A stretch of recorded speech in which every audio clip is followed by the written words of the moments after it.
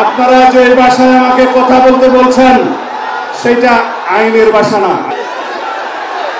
আমাকে শেষ করতে দিবেন তো, আমাকে শেষ করতে দিবেন তো। যদি বাংলাদেশের রাষ্ট্র ক্ষমতায় সরকার পরিচালনার দায়িত্ব আল্লাহ রাব্বুল আলামিন আমাদেরকে দেয়,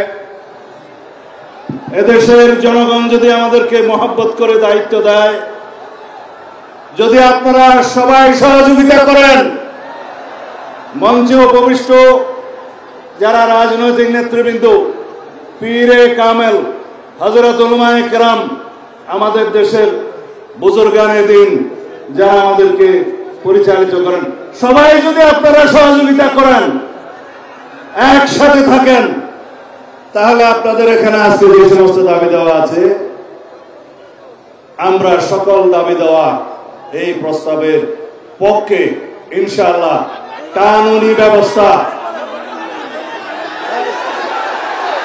আমাকে শেষ করতে দিবেন তো, আমাকে শেষ করতে দিবেন তো।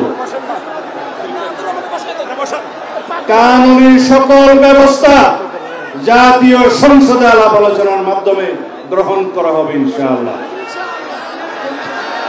এই জন্য সমগ্র জাতিকে ঐক্যবদ্ধ থাকতে হবে। যাই হোক, আপনারা যে ভাষায় আমাকে কথা বলতে বলছেন সেটা আইনের ভাষা না। আইনের ভাষা হচ্ছে এগুলো কার্যকর করার জন্য, এই প্রস্তাব গ্রহণ করার জন্য সবাইকে ঐক্যবদ্ধ থাকতে হবে, জাতীয় সংসদে সবাইকে ঐক্যবদ্ধ থাকতে হবে এবং সারা বাংলাদেশের মুসলমানদেরকে ঐক্যবদ্ধ থাকতে হবে।